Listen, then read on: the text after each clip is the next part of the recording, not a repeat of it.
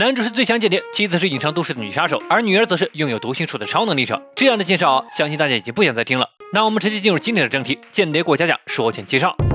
什么是说前介绍呢？简而言之就是解说之前的基本介绍。为什么会选择开这部新坑？也可以理解为这部作品好看在哪里。因为前段时间发了个新坑投票，我根本没想到这一部刚动画化的作品会排在榜首，吓得我连夜干完了整部漫画，就一个字爽，是那种根本停不下来的爽。间谍题材的作品很多，但主旋律是搞笑日常的却很少见。整部剧情可以说是围绕着男主展开的。男主是个全能的间谍，为了完成一项关乎世界和平的任务，寿命要在7天之内组建家庭。于是这东拼西凑的一家人就此诞生了。间谍任务倒是其次，好玩的是这过程中3人还要互相隐瞒身份，但拥有读心术的女儿却能打破规则，听到2人的内心想法。可一旦暴露超能力，她就会被送回孤儿院，所以决定一边偷听一边暗自协助男主完成任务。想法是挺好，但往往做出来就挺匪夷所思的。而女主也是个武力值点满但智力值不够的蠢萌杀手，这就导致经常会有意外发生，最后只能靠男主来擦屁股。虽说是临时组建了家庭，但各自都放下了特殊身份，融入到日常生活中来，慢慢的从陌生到熟悉，最后真的就把彼此当做了家人。除了主角一家人外，其他的配角也都刻画得很好。情报贩子兼不定期保姆 Frank，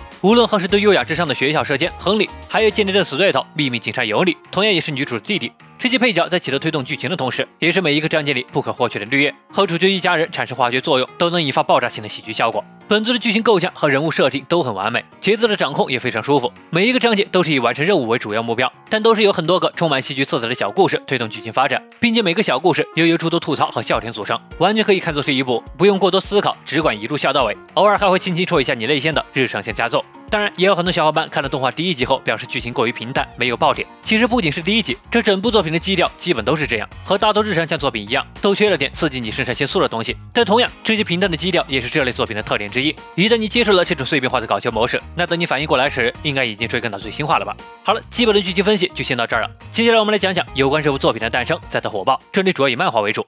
早在2019年，间谍过家家就在少年Jump上开始连载，截止今天共有62话，单行本有8卷，由日本漫画家远藤达哉创作。自发布以来，热度就逐年攀升，从2020年开始获奖，2021年登上销量前10，直到今年就已经是卷均销量150万加，总量1500万加的恐怖存在了。在动画化之前就已经隐隐成为Jump的台柱子了，可想而知，在动画化之后会成为何等恐怖的存在。这里提一嘴，在没有动画化之前的《鬼灭之刃》卷均只有30万加，动画化之后1年时间就冲到了300万加。《咒术回战》在动画化之前卷均也只有60万加，动画化之后直飙200万加。可以看出来，动画化给原作漫画带来的销量是成倍的增长。当然也不能笃定间谍过家家就一定能像前2部一样成为火爆全网的现象级作品，但毋庸置疑的是，它的起点远高于鬼灭和咒术，所以至少在今年它一定是数1数2的年度巨作。吹完整部作品，接着就来谈谈该如何解说。首先，这部作品每一个章节名都很有意思，都是以第几任务来命名。之前也说了，每个章节都可以看作是独立的小故事，虽说总体走向是围绕着主线任务来，但不像其他作品一样，你许久不看就忘了在讲什么了。而这部作品只需要你看过前2章，了解主线任务，认识基本的人物之后，就不怕跟不上剧情节奏，所以解说起来也相对容易一些。我会按照每个章节为一期进行碎片式的讲解，